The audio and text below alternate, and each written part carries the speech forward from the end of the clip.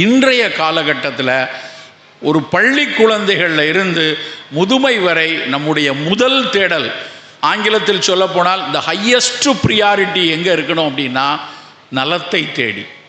நாம் செய்யக்கூடிய ஒரு விஷயங்களும், அது பயணமாக இருக்கட்டும், உணவாக இருக்கட்டும், உடைகளாக இருக்கட்டும், ஓய்வாக இருக்கட்டும், உடல் பயிற்சியாக இருக்கட்டும், விளையாட்டாக இருக்கட்டும், அது எல்லாவற்றும் ஏதாவது ஒரு வகையில் நம் உடல் நலத்திற்கு உதவியாக இருக்குமா, நம் உடல் நலத்தை செம்மையாக வைத்துக்கொள்ள உதவுமா என்று யோசித்து வாழ வேண்டும். அதற்கான மெனக்கடலையும் அதற்கான கரிசனத்தையும் அதற்கான அக்கறைகளையும் இப்பொழுதே இங்கிருந்தே துவங்க வேண்டும். அப்படி இருந்தால் மட்டும்தான் வருங்காலத்தில் நோயில் பிடியில் இல்லாமல் இருக்க முடியும். நண்பர்களே, ஒரு விஷயம் நல்லா தெரிந்து கொள்ளுங்க. 2 விதமான நோய் கூட்டங்களில் எப்போவுமே நமக்கு சவாலாக இருக்குது. ஒன்று கம்யூனிகபிள் டிசீஸ், திடீர்னு வரக்கூடிய தொற்று கூட்டங்கள். அதுவும் நாகப்பட்டினம் சார்ந்து யோசிச்சோன்னா இங்கே நிறைய கூட்டங்கள், நிறைய திருவிழாக்கள் நடக்கக்கூடிய பகுதி, கடற்கரையை ஒட்டி இருக்கிற பகுதி, பல நேரங்களில் கழிவுநீர் தேக்கங்கள் முழுமையாக இடம்பெறாதனால இங்கே கொஞ்சம் தொற்று நோய்களினுடைய கூட்டம் மற்ற ஊர்களோட அதிகம். வரலாற்று ரீதியாக சொல்கிறேன், இன்றைக்கெல்லாம் ஓரளவுக்கு நாம் மாறி வந்துட்டுருக்கோம். ஆனாலும் இந்த கம்யூனிகபிள் டிசீஸ், தொற்றாக வரக்கூடிய நோய் கூட்டங்கள்லேருந்து எதிர்க்கணும்னா அதற்குரிய எதிர்ப்பாற்றல் நமக்கு இருக்கணும். இது முதல்ல. ரெண்டாவது, நான் கம்யூனிகபிள் டிசீஸ், தொற்றாத வாழ்வியல் நோய்கள், சக்கரை வியாதி, இரத்த கொதிப்பு, புற்றுநோய், மாரடைப்பு, நாள்பட்ட நுரையீரல் நோய்கள், இன்னும் ருமட்டாய்டு மாதிரியான மூட்டு நோய்கள், இது மாதிரி தொற்றாத வாழ்வியல் நோய்களும் ஆட்டோ இம்யூன் டிசார்டர்ஸ் சொல்லக்கூடிய தன்னெதிர்ப்பாற்றல் நோய்களும் கூடிக்கொண்டே இருக்கக்கூடிய காலத்தில் இருக்கிறோம். இந்த நோய் கூட்டத்திலிருந்து நாம் விடுதலை பெறணும். இந்த நோய் கூட்டத்தினுடைய சிக்கல் நமக்கு பெரிய ஒரு அழுத்தங்களை ஏற்படுத்தக்கூடாது. அப்படின்னாலும் நம்முடைய எதிர்ப்பாற்றல், நம்முடைய அடாப்டிவ் இம்யூன் சிஸ்டம் மிகச்சரியாக வைத்துக்கொள்ளணும். எப்படி வைத்துக்கொள்வது? இந்த கம்யூனிகபிள் டிசீஸில் இருந்தும் நான் கம்யூனிகபிள் டிசீஸில் இருந்தும் நம்ம அது வராமல் பார்த்துக்கொள்ளணும். வந்தால் அது நம்மை மிகப்பெரிய அளவில் அழுத்தம் கொடுக்காமல் வைத்துக்கொள்ள வேண்டும்னா முதல் அக்கறை நமக்கு உணவில் இருக்கணும்.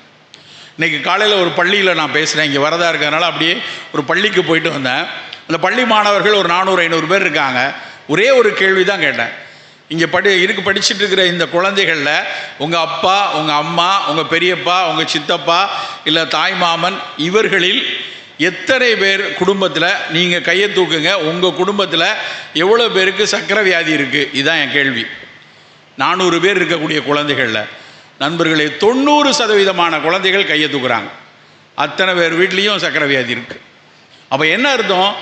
300-350 பேர் வீட்டில் சக்கரை வியாதி இருக்குன்னா இவர்கள் அடுத்த 10 ஆண்டுகள் கழித்து இவர்களில் 175-200 பேருக்கு உறுதியாக சக்கரை வரும். இதுதான் இன்னைக்கு இருக்கக்கூடிய இன்னைக்கு இருக்கக்கூடிய அறிவியல் தரவு சொல்கிறது. அதுதான் எங்கே திரும்பினாலும் சர்க்கரை வியாதி தறிகட்டு ஓடிட்டு மிகப்பெரிய அளவில் கூடிக்கொண்டிருக்கிறது. நாகப்பட்டினம் ஒரு கடற்கரை நகரம். எனக்கு இங்கே பேச வரோம் அப்படிங்கும் போதே டக்குன்னு மனசில் நான் வரும்போது யோசித்து கொண்டே வந்த விஷயம், ஒரு 1.5 ஆண்டுகளுக்கு முன்னாடி ஒரு மருத்துவ கருத்தரங்கு. அந்த கருத்தரங்கில் பங்களாதேஷில் இருந்து வந்த ஒரு பேராசிரியர், அவர் அங்கே உள்ள பல்கலைக்கழக பேராசிரியர், ஒரு பெரிய ஆய்வை அவர் சமர்ப்பித்தார். அது கனடாவில் நடந்த வேர்ல்டு NCD காங்கிரஸ். அதில் அவர் அந்த ஆய்வு குறிப்பை அவர் சமர்ப்பிக்கிறார். என்ன சொல்லார்னா, பங்களாதேஷில் ஒரு மிகப்பெரிய அவங்களுக்கும் கடற்கரை பகுதி இருக்குது. ஒரு கிட்டத்தட்ட அவர் சொன்னது ஒரு 600-650 கிலோமீட்டர் கடற்கரை பகுதியில் கடற்கரையை ஒட்டி வாழக்கூடிய மக்கள் பல பேருக்கு பங்களாதேஷில் சிறுநீரக தொந்தரவு கூடியிருப்பதாக அவர் ஒரு அறிக்கையை வெளியிட்டார். அவர் என்ன சொன்னார் அப்படின்னா, சுனாமிக்கு பின்னாடியும், ஒருவேளை சுனாமிக்கு பின்னாடியோ இல்லை அதுக்கு முன்னாடி இருந்தோ எங்களுடைய கடற்கரையில் கொஞ்சம் சலினிட்டி கூடியிருக்கிறதுனால, உப்புத்தன்மை மண் பகுதியில் கூடியிருக்கிறதுனால, எங்களுடைய தாவரங்கள், அருகாமை தாவரங்கள் எல்லாத்துலேயும் உப்புச்சத்து கூட இருக்கிறதுனாலையோ பங்களாதேஷின் கடற்கரையை ஒட்டி வாழக்கூடிய மக்களுக்கு சிறுநீரகத்தில் உப்பை பிரித்து எடுக்கக்கூடிய நவீன அறிவியலில் EGFR அப்படிம்பாங்க, எஸ்டிமேஷன் ஆஃப் கிளாமருலோ ஃபில்ட்ரேஷன் ரேட் அப்படின்னு பேர். நம்ம பிளட் டெஸ்ட் போட்டோம்னா யூரியா கிரியாட்டினின் பார்க்கும்போது அந்த கிரியாட்டினின் அளவையும் உங்களுடைய வயதையும் வைத்து கணக்கு போடுவாங்க. அந்த EGFR 90க்கு மேலே இருக்கணும். நல்ல உடலினர்னா 100-110 இருக்கணும். அந்த பங்களாதேஷ் கடற்கரையை ஒட்டி வாழக்கூடிய மக்களில் நிறைய மக்களுக்கு சற்று குறைகிறது. 70-80ன்னு வரக்கூடிய நபர்கள் அதிகம் இருக்கிறாங்க. அவர் என்ன பேசினார்னா, இந்த கடற்கரையை ஒட்டி இருக்கவங்களுடைய சிறுநீரகத்தில் இப்படி ஒரு சிக்கல் இருக்கிறதுனால ஒருவேளை இவர்களுக்கு சர்க்கரை வியாதியும் சேர்ந்துச்சு, அவர்களில் 30% பேர் சர்க்கரை நோயாளிகளாக இருந்தால் வெகு விரைவில் பங்களாதேஷில் சிறுநீரக நோயாளிகள் கூடிடுவாங்களோன்னு ஒரு அச்சத்தை தெரிவித்தார். இது ரொம்ப ரொம்ப முக்கியமானது நமக்கு. நான் உடனே என் மனக்கண்ணில் ஓடியது என்னன்னா, தமிழ்நாட்டில் எத்தனை 100 கிலோமீட்டர், கிட்டத்தட்ட 800-900 கிலோமீட்டர் கடற்கரை எல்லை இருக்குது. நாகப்பட்டினம், வேளாங்கண்ணி, இங்கே இருக்கக்கூடிய நம்ம அந்த ஓஎம்ஆர், ஈசிஆர்ங்கிற அந்த கடற்கரையை ஒட்டி இருக்கக்கூடிய அத்தனை நகரங்கள்லேயும் நம்முடைய மீன்பிடி கிராமங்களும் சரி, கடற்கரையை ஒட்டி வணிகம் செய்து கொண்டிருப்பவர்கள், விவசாயம் செய்து கொண்டிருப்பவர்கள், பெருவாரியான மக்கள் இங்கே இருக்கிற இடத்துல நாம் நம்முடைய சிறுநீரகத்தை பாதுகாப்பாக வைத்துக் கொள்ளணும். முதல்ல நீங்கள் சோதிச்சு பார்த்துக்கோங்க, உங்களுடைய கிரியாட்டினின் லெவல் நார்மலாக இருக்கா. ஒருவேளை சர்க்கரை இரத்த கொதிப்பு ஆல்ரெடி இருக்குன்னா நாளைக்கே போய் காலையில் உங்களுடைய இரத்தத்தில் கிரியாட்டினின் அப்படிங்கிற அளவு சரியாக இருக்கா. அது உடனடியாக தெரிஞ்சிடாது. கிரியாட்டினின் அளவு எப்போ உயர ஆரம்பிக்கும்னா, சர்க்கரை உங்களுடைய சிறுநீரகத்தில் 50% மேலே அது பாழ்பட்டதுக்கப்புறம் தான் கிரியாட்டினின் கூடும். அதனால் முதல்ல கிரியாட்டின் இருக்கான்னு பார்க்கணும்.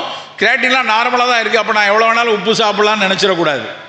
நாம் சற்று எச்சரிக்கையாக இருக்கணும். உலகத்தில் மற்றவங்க உள்ளூரில் எத்தனை பேர் உப்பு எவ்வளோ எடுத்தாலும் பரவாயில்ல, உப்பளங்களை அதிகமாக கொடுத்து உலகிற்கே உப்பு கொடுக்கக்கூடிய நாம் உப்பை சற்று குறைவாகத்தான் எடுக்க வேண்டும் நண்பர்களே. குறைவான அளவில் தான் நாம் உப்பை பயன்படுத்தணும். தமிழ் சமூகம் வெறுகாலமாக உப்பில்லா பண்டம் குப்பையிலே அப்படின்னு சொல்லியிருக்காங்களே, அப்போ உப்பு போடாமல் எப்படி சார் இருக்குதுமாங்க. அவர் சொன்னது அந்த கருத்து இல்லை. ஒரு எலுமிச்சம்பழமோ ஒரு மாங்காயோ உப்பு போட்டு பதப்படுத்தாவிட்டால் அது கெட்டு போய்விடும். உப்பில்லை என்றால் அது பதப்படுத்தலைன்னா கெட்டு போய்டும் தான் உப்பில்லா பண்டம் குப்பையிலே. சாம்பார்லேயும் பொரியல்லையும் அவரைக்காயிலையும் மீன்பையும் போட்டு உப்பை அள்ளி போட்டு சாப்பிடுன்னு அவர்கள் சொல்லலை. நாம் தவறுதலாக புரிஞ்சுட்டு எல்லாத்துலேயும் உப்பு கூட சாப்பிட்றோம். குறிப்பாக தமிழ் சமூகம் தான் உலகத்திலேயே அதிக அளவில் உப்பு சாப்பிடுகிறது. ஆனால் அவ்வளோ சொரணம் இருக்க மாதிரி தெரியல, அது வேறு விஷயம். உலகத்தில் எல்லாரும் 4 கிராம் தான், WHO 4 கிராம் தான் ஒரு நாளைக்கு உப்பு சாப்பிட சொல்லுது. நம்ம எவ்வளோ சாப்பிட்றோம் தெரியுமா? நீங்கள் போய் உங்கள் வீட்டில் கணக்கு போட்டு பாருங்கள். நல்ல கணக்கு போட்டிங்கன்னா ஒரு மாதத்துக்கு 1 கிலோ உப்பு வாங்கினீங்கன்னா 4 பேர் இருக்கக்கூடிய குடும்பத்தில் ஒரே மாதத்தில் அது காலியாக போயிடுது. அப்படின்னா என்ன அர்த்தம்? ஒவ்வொரு நபரும் 8 கிராம் உப்பை சாப்பிட்றோம். WHO 4 கிராம் தான் போட சொல்லுது, ஆனால் நம்ம 8 கிராம் உப்பை போட்டு கொண்டிருக்கிறோம். ஏற்கனவே கடற்கரையின் அருகாமையில் இருக்கிறோம், உப்பு அதிகமாக இருக்கக்கூடிய நிலத்தில் இருக்கிறோம். உப்பு அதிகமாக வந்தால் அதிகம் பாதிக்கக்கூடிய மக்களாகவும் நாம் இருக்கிறோம். அது என்ன சார், அது புரியலையே. உலகத்தில் அமெரிக்கர்களை விட, ஆப்பிரிக்கர்களை விட, ஐரோப்பிய நாட்டினரும் ஆப்பிரிக்க இனத்தினை விட நம்முடைய சிறுநீரகம் சற்று சின்னது நண்பர்களே. நம்முடைய ஃபில்டர் இருக்கு இல்லையா, கிட்னியில் மில்லியன்ஸ் ஆஃப் ஃபில்டர் இருக்குது.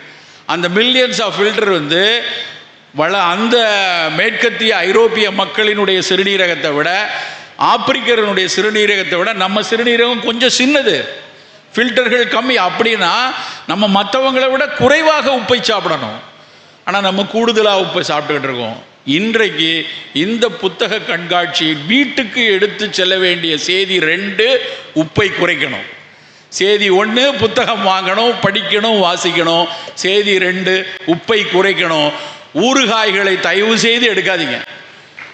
நல்லா உப்பை நிறைய கொட்டி கொட்டி போடக்கூடிய உணவுகள் நமக்கு வேண்டாம்.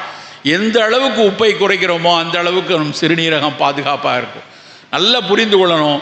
கட்டுப்பாடு இல்லாத சர்க்கரை நோயாளிகளில், சர்க்கரை நோய் கட்டுப்பாடு இல்லை, உங்களுடைய HbA1c எப்போவுமே 8க்கு மேலே இருக்குது, 9க்கு மேலே இருக்குது அப்படின்னா அவர்களுக்கு சர்க்கரை நோய், அந்த மாதிரி கட்டுப்பாடு இல்லாத சர்க்கரை நோயாளிகளில் 30% பேர் தன்னுடைய ஆயுட்காலத்துக்குள்ள சிறுநீரக நோய்க்குள்ளே சிக்கிடுறாங்க. இதுதான் அறிவியல் தரவு.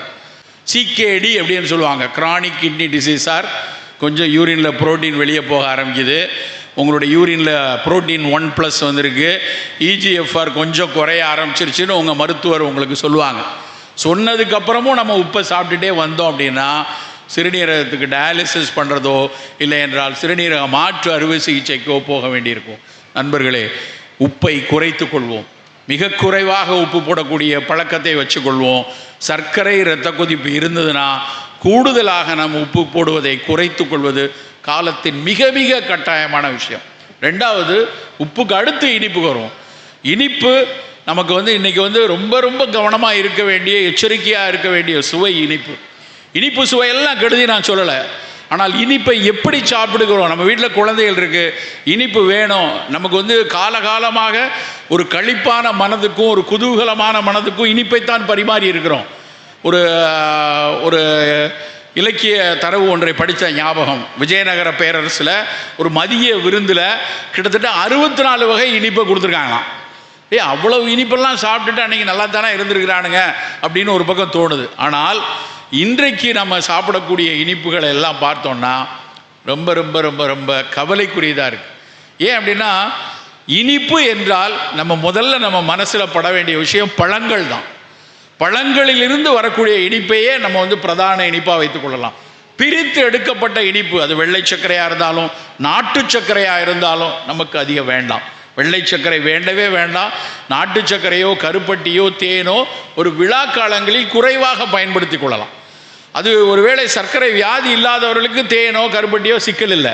சர்க்கரை வியாதின்னு வந்துருச்சு அப்படின்னா நம்ம, சார் நான் ஒயிட் சுகர்லாம் சாப்பிட்றதில்ல, அதுக்கு பதிலாக கருப்பட்டி காப்பி குடிக்கிறேன் அப்படின்னு சொன்னால் அது ஒரு முட்டாள்தனம்.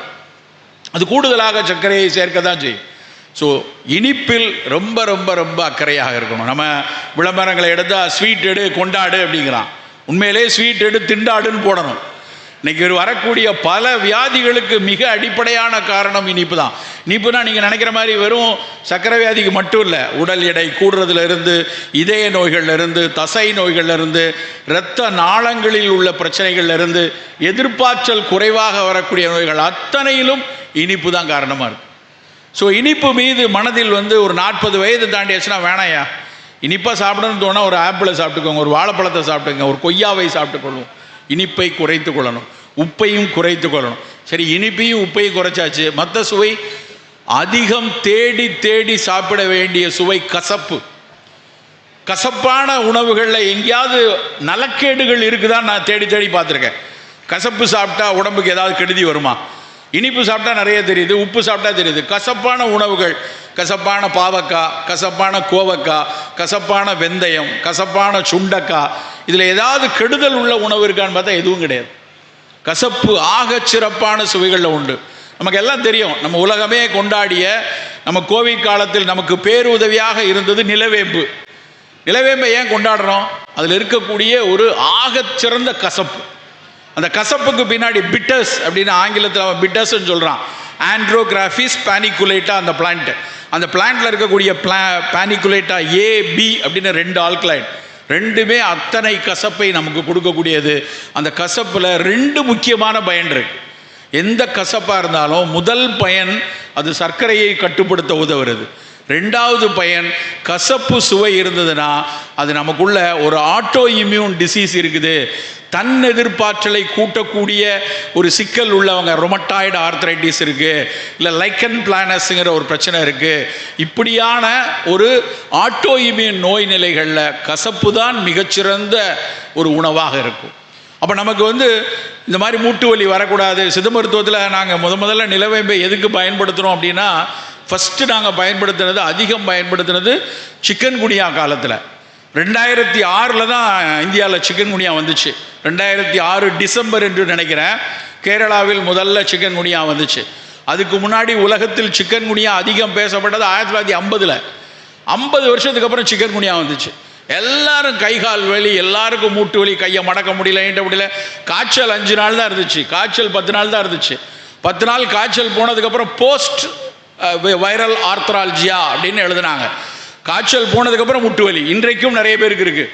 காய்ச்சல் வருது, வந்து போனதுக்கப்புறம் கை கால் வலி, முட்டு வலி, எல்லாம் ரொமட்டாய்டு இருக்கா, அது இருக்கான்னு டெஸ்ட் பண்ணி பார்த்தா அதெல்லாம் நெகட்டிவ். ஆனால் முட்டு வலி இருக்குது, கையை மடக்க முடியல, நீட்ட முடியல, விரல்களில் வலி இருக்குது, பெருமூட்டில் வலி. நிலவேம்பு அவ்வளவு சிறப்பாக பயன்படுச்சு. அது எப்படி பயன்படுகிறது, சிக்கன் குனியாவில் எப்படி நிலவேம்பு பயன்படுகிறது என்று ஆய்ந்து அறிந்தார்கள். ஆய்ந்து அறியும் போது என்ன சொன்னாங்கன்னா, அந்த நிலவேம்பினுடைய கசப்பு, அதில் இருக்கக்கூடிய அந்த பானிகுலேட் AB, அது நம்முடைய உடலினுடைய இன்ஃப்ளமேஷனை குறைக்குது. தேவையில்லாமல் அவசியம் இல்லாமல் நடக்கக்கூடிய அழற்சி, 2 எலும்புகளுக்கு இடையில இருக்கக்கூடிய கனெக்டிவ் டிஷ்யூன்னு சொல்லுவாங்க. அந்த ஊடு சதைகளில் ஏற்படக்கூடிய அழற்சியை நிலவேம்பு குறைக்கிறது என்றார்கள். நண்பர்களே, இந்த கசப்பு உள்ள 50 கசப்புகளை சித்த மருத்துவம் பயன்படுத்தும். 5 கசப்பு நாங்கள் சொல்லுவோம், ஆயுர்வேதம் பஞ்சதிக்தம் அப்படின்னு சொல்லும். அந்த 5 கசப்புங்கிறது வேம்பு, நிலவேம்பு, சிவனார் வேம்பு, கறிவேம்பு, சர்க்கரை வேம்பு. 5 வேம்பு தான். வேம்பு, நிலவேம்பு, கறிவேம்பு, சிவனார் வேம்பு, சர்க்கரை வேம்பு. இந்த 5ஐயும் நாங்கள் கஷாயமாக கொடுப்போம், நெய்யில் சேர்த்து காய்ச்சி கொடுப்போம். அது எல்லாம் இந்த மாதிரி ஆட்டோ இம்யூன் டிசீஸ், அது சோரியாசிஸாக இருக்கலாம், ஆர்த்ரைட்டிஸாக இருக்கலாம், அதற்கு காரணம் கசப்பு தான். எதுக்கு இவ்வளோ தூரம் நான் சொல்கிறேன்னா, உணவில் நம்ம கசப்பை மறுக்கிறோம். நல்லா யோசிச்சு பாருங்க. இன்னைக்கு புதன்கிழமை, கடந்த ஒரு வாரத்தில், கடந்த புதன்கிழமையிலிருந்து இன்னைக்கு வரைக்கும் எத்தனை பேர், நல்ல மனசாட்சியை வைத்து கொண்டு சொல்லுங்க, எத்தனை பேர் தினம் கசப்பு சாப்பிட்ருப்போம்? தினம் கசப்பு சாப்பிட்ருப்போம்? யாராவது கை தூக்குங்க. ஒருத்தர் இருக்க மாட்டோம். இப்போ அடுத்த கேள்வி, எத்தனை பேர் தினம் ஏதாவது ஒரு இனிப்பை சாப்பிட்ருப்போம்? தினம் ஏதாவது ஒரு இனிப்பை சாப்பிட்டவங்க 80% மேலே. சில பேருக்கு சந்தேகம், சாமியார் மாதிரி ஆசீர்வாதம் பண்ணுறாங்க, எடுத்தனான்னு தெரியல, எடுக்கலையான்னு தெரியலன்ட்டு. ஆனால் ஏதாவது ஒரு இனிப்பை நாம் கண்டிப்பாக தினசரி எடுக்கிறோம். ஆனால் ஏதாவது ஒரு கசப்பை நாம் எடுக்க தவறுறோம். நண்பர்களே, இன்றைக்கு வீட்டுக்கு எடுத்து செல்ல வேண்டிய செய்தி நம்பர் 3, இனிமேல் தினசரி ஏதாவது ஒரு கசப்பை நாம் எடுத்து செல்வோம். வீட்டில் ஏதாவது ஒரு கசப்பு. எப்படி சார் கசப்புக்கு என்ன பண்ண? ஒன்றுமே இல்லையா, வெந்தயத்தை வறுத்து பொடி பண்ணி வச்சுக்கோங்க. வெந்தய பொடியை ஒரு 1/2 ஸ்பூன் காலையிலையும் மதியம் வாயில் போடலாம். வெந்தயத்தினுடைய பயனை நினச்சிங்கன்னா நினச்சி பார்க்க முடியாத நல்ல பலன்கள் வெந்தயத்தில் இருக்குது. ஃபெனுக்ரீக், அது ஒன்றும் சித்த மருத்துவத்தில் ஆதியில் சித்தர்கள் சொல்லி வந்ததில்லை. இடைக்காலத்தில் நம்ம வெளியில் அலெக்சாண்டர்லேருந்து வந்ததாக சொல்கிறார்கள், கிரீக்கத்திலேருந்து கொண்டு வந்ததாக சொல்கிறாங்க. ஆனால் வெந்தயம் மட்டும்தான் சாலிபிள் ஃபைபர், இன்சாலிபிள் ஃபைபர், அதாவது கரையக்கூடிய நார், கரையாத நார்கள் ரெண்டும் உள்ளது வெந்தயம் மட்டும்தான். கரையக்கூடிய நார் என்ன பண்ணுன்னா இதயத்தில் இருக்கக்கூடிய கொழுப்பை கரைக்கும். கரையாத நார் மலத்தை தள்ளிவிடும், குடல்ல இருந்து மலத்தை தள்ளி விடுறதுக்கு. ரெண்டும் இன்னைக்கு ரொம்ப ரொம்ப அவசியம் 40 வயசுக்கு மேலே. அப்போ 40 வயதுக்கு மேற்பட்டவர்கள் ஏன் தினம் வெந்தயத்தை ஒரு காலையில் 1/2 ஸ்பூன், மதியானம் 1/2 ஸ்பூன் எடுக்கக்கூடாது? கசப்பான ஒரு மிகச்சிறந்த ஒரு விதைப்பகுதி வெந்தயம். ஸோ வெந்தயத்தை எடுத்துக்கொள்ளலாம். சுண்டக்காய் உடல் சார்ந்த பல நோய்களுக்கு முதல் மருந்து. இரிட்டபிள் பவல் சிண்ட்ரோம்னு சொல்லுவாங்க. சாப்பிட்டோடனே மோஷன் போகிற ஒரு பழக்கம் இருக்கும். அதெல்லாம் காபி குடித்தா ஒரு தடவை கக்கூஸ் போயிட்டு வரணும், காலை சாப்பாடு சாப்பிட்டா நான் போய் டாய்லெட் போயிட்டு வரணும், எங்கேயாவது வெளியே கிளம்புனா எதுக்கு இருங்க, ஒரு நிமிஷம் டாய்லெட் போயிட்டு வரேன், அப்படி சில பேர் இருப்பாங்க. அந்த இரிட்டபிள் பவல் சிண்ட்ரோமுக்கு சுண்டக்காய் வத்தல் அவ்வளவு நல்லது. நம்ம சாதத்தில் கொஞ்சம் சுண்டக்காய் பொடியை போட்டு சாப்பிடலாம். நாம் சில அக்கறைகளை, கரிசனங்களை வீட்டில் இருந்தே ஆரம்பிக்க வேண்டும் நண்பர்களே. நான் அன்னைக்கு ஒரு நண்பர் வீட்டில் சாப்பிட போனப்போ அவர் வேப்பலை பொடின்னு ஒன்று போட்டார். ஒரு 7-8 வருஷம் இருக்கும். வேப்பலை கட்டின்னு கொடுத்தாரு. நான் அவ்வளோ அந்த வேப்பலை நல்லா இருக்கும், நீங்கள் சாப்பிட்டு பாருங்கள் அப்படின்னு சாதத்தில் போட்டு சாப்பிட்டா ரொம்ப சுவையாக இருந்தது. நான் அந்த பரிமாறினவங்க நான் நினச்சிக்கிட்டேன் வேப்பலை கட்டினா வேப்பலை எல்லாம் போட்டு செஞ்சுருப்பாங்க போல் அப்படின்னு. அந்த அம்மா, அந்த வீட்டில் இருந்த வயசான அம்மா சொன்னாங்க, தம்பி அது வேப்பலை கட்டினா வேப்பலை கிடையாது, கருவேப்பிலை. அப்புறம் நாங்கள் நாரத்தை இலை போடுறோம், எலுமிச்சை இலை போடுறோம், அதில் கொஞ்சம் வெல்லமும் இருக்குன்னு. அவ்வளவு சுவையானது. நம்ப மாட்டீங்க, கடந்த 4-5 ஆண்டுகளாக தினசரி ஒரு 1/2 ஸ்பூன் நான் அந்த வேப்பலை கட்டி போட்டு தான் சாப்பிட்றேன். சாதத்தில் அது போட்டு சாப்பிட்றேன். ஏன்னா கசப்பு தின சமயத்தில் கிடைக்காம போயிடலாம். ஒருவேளை பாவக்காய் வீட்டில் செய்யலை, ஒருவேளை கோவக்காய் இல்லைன்னா அந்த வேப்பலை கட்டி போட்டுப்போம். அன்னப்பொடி என்று ஒரு பொடி செய்வாங்க வீட்டில், நாமளே செஞ்சு வச்சுக்கலாம். இதெல்லாம் உடனே இதுக்கு அன்னப்பொடி செய்கிறதுக்கு உடனே போய் ஏதாவது நியூட்ரிஷன் கோர்ஸ்லாம் படிக்க வேண்டாம். நீங்களே தேடி பார்த்தீங்கன்னா அந்த அன்னப்பொடி செய்கிறது வீட்டில் சித்த மருத்துவம் அதை அஷ்டச்சூரணம்னு சொல்லும். 8 சரக்கு உள்ளது. அன்னப்பொடி, சுக்கு, மிளகு, திப்பிலி, ஏலக்காய், சீரகம், பெருஞ்சீரகம், இது மாதிரி 8 சரக்கு, கருவேப்பிலை, இந்துப்பு, அவ்வளோதான். அதை பொடி செய்து அதை சாதத்தில் போட்டு சாப்பிடுவாங்க. சீரணத்தை செம்மைப்படுத்துவது. ஏன்னா இன்னைக்கு ரொம்ப ரொம்ப முக்கியம். பல நோய்கள் ஆரம்பிக்கிறது வயிற்றில் இருந்து தான். உன் வயிறு சரியாக இருந்ததுன்னா, உன்னுடைய சீரணம் சரியாக இருந்ததுன்னா, உன்னுடைய மலம் வெளித்தள்ளப்பட்டு வாயு தங்காமல் இருந்தால் பல வியாதியை நாம் வெற்றி கொள்ளலாம். வயிறு சரியாக இருந்ததுன்னா இன்னொரு முக்கியமான விஷயம் என்ன தெரியுமா? வயிற்றில் நமக்காக உழைத்து கொண்டிருக்கக்கூடிய நுண்ணுயிரிகள் சந்தோஷமாக இருக்குன்னு அர்த்தம். நல்லா புரிந்து கொள்ள வேண்டியது என்னென்னா, நமக்காக நமக்கு முகம் தெரியாத பல மக்கள் உழைத்து கொண்டே இருக்கிறார்கள் நண்பர்களே. நாம் அவர்களை எல்லாம் மறக்கிறது தான் அறமற்ற செயலினுடைய அஸ்திவாரம். இப்போ நம்ம இங்கே வந்து உட்கார்ந்துருக்கோம் அப்படின்னா, இங்கே வந்து நம்ம எல்லாரும் உட்கார்ந்ததுக்கோ நான் வந்ததுக்கோ நமக்கு தெரிந்தவர்கள் மட்டுமா காரணம்? எத்தனை பேருடைய உழைப்பு நம்ம இங்கே கொண்டு வந்து உட்கார வச்சிருக்கு. அதே மாதிரி தான் இன்னைக்கு மத்தியானம் நீங்கள் சாப்பிட்ட ஒரு கத்திரிக்காயின் சுவைக்கு, கத்திரிக்காய்க்கு நேரடியாக தெரிஞ்ச அந்த விவசாயியோ இல்லை என்றால் அதை வணிகம் செய்த ஒரு வணிகரோ மட்டும் காரணம் இல்லை. இந்த மண்ணுக்கு கீழே இருக்கக்கூடிய முகம் தெரியாத பல பாக்டீரியாக்களும் மண்புழுக்களும் சேர்ந்து தான் கத்திரிக்காயின் சுவையை நமக்கு கொண்டு வந்து கொடுத்துருக்கு. அப்போ அந்த மண்புழுவையும் அந்த நுண்ணுயிரியை நம்ம எவ்வளோ பாதுகாப்பாக வச்சுக்கணும். அதனால்தான் நம்மாழ்வார் போன்றவர்கள் வந்து திரும்ப திரும்ப அந்த மண்ணுக்கு கீழே நமக்காக தினம் தினம் வேலை செய்து கொண்டிருக்கக்கூடிய உயிரிகளை பாதுகாப்பாக வைத்துக் கொள்ளுங்கள்னு சொல்கிறாங்க. அதே மாதிரி மண்ணுக்கு கீழே பெயர் தெரியாத நுண்ணுயிரிகள் நமக்காக உழைத்து கொண்டிருக்க மாதிரி வயிற்றுக்குள்ளே நமக்காக கோடானு கோடி பாக்டீரியாக்களும் வைரஸ்களும் நமக்காக உழைத்து கொண்டே இருக்கின்றன. அந்த உழைத்து கொண்டே இருக்கக்கூடிய பாக்டீரியாவும் வைரஸும் நல்லா இருக்கணும்னு நினச்சி நம்ம சாப்பாடு இருக்கணும். இன்றைக்கு GBA என்கிற ஆங்கில சொல்லை மருத்துவ உலகம் அதிகம் உச்சரித்து கொண்டிருக்கிறது. Gut brain access.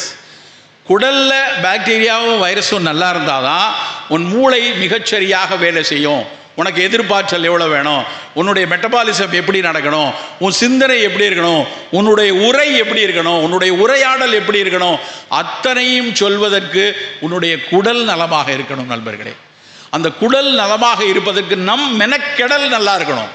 நம் மெனக்கெடல் நல்லா இருந்தால் தான் குடல் நலமாக இருக்கும். அதற்கு ரொம்ப சிறப்பான, ஆக சிறப்பான எளிய ஒரு உணவு மோர். அந்த மோர் அருந்தக்கூடிய பழக்கம், அந்த மோர் வந்து அந்த மோரில் இருக்கக்கூடிய லாக்டோபாசிலஸில் இன்றைக்கு மில்லியன்ஸ் ஆஃப் டாலரை கொட்டி கொண்டிருக்கிறார்கள் நவீன அறிவியலாளர்கள். எப்படி அந்த லாக்டோபாசிலஸ் வேலை செய்து சொல்லி வைத்துக் கொள்ளுங்கள். அந்த லாக்டோபாசிலஸ் பேஸ்டாக வரக்கூடிய மருந்துகளை தேடி பார்த்தீங்கன்னா ஆச்சரியத்தின் உச்சம் வருகிறது.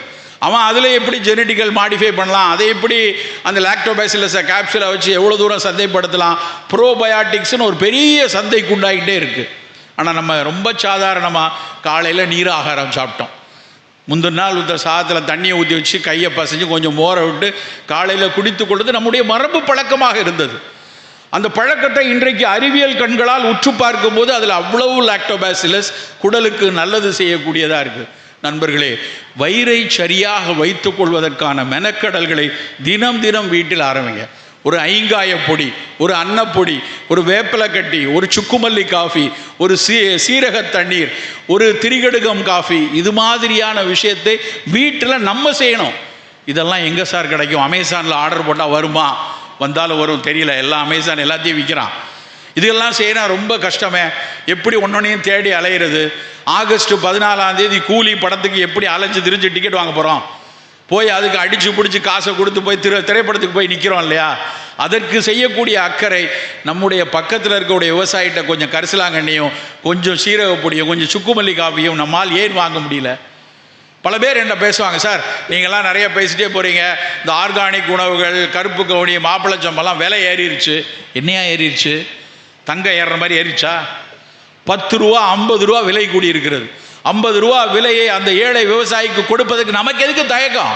நம்ம கொடுக்கலாமே. 100 ரூபா கூட கொடுத்து வாங்கி நம்ம ஒரு மாதத்திற்கு எத்தனை கிலோ அரிசி வாங்கிட போகிறோம்? 200 கிலோ அரிசி வாங்க போகிறோம். 5 கிலோ 3 கிலோ அரிசி வாங்கும்போது 50 ரூபாய் கூட கொடுத்து அந்த அரிசியை, மிகச்சிறப்பான அரிசியை நம்ம பயன்படுத்துறதுல என்ன தவறு? கொஞ்சம் அக்கறை வேணும். நமக்கு சில மெனக்கடல்கள் வேணும்.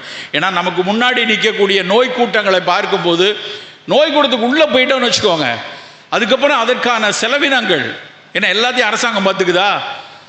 இங்கிலாந்தில் ஒரு நோய் வந்ததுன்னா ஒரு கடைநிலை ஊழியன்லேருந்து பிரதம மந்திரி வரைக்கும் ஒரே தரமான மருந்தை அங்கே கொடுக்குறாங்க. NHS வந்து எல்லாருக்கும் ஃப்ரீ மெடிசின். நம்ம ஊரில் அப்படி இல்லை. எல்லாம் out of the pocket expense தான். கையிலிருந்து ஒரு மருந்துகளை வாங்கும்போது எனக்கு ஒரு விஷயத்தை அன்றைக்கி ரொம்ப மனசுக்கு ரொம்ப தைத்த விஷயம். ஒரு போலீஸ்காரர், அவர் வந்து ஒரு ஹெட் கான்ஸ்டபிளாவோ ஏதோ இருந்து ரிட்டையர்டாக இருக்கார்.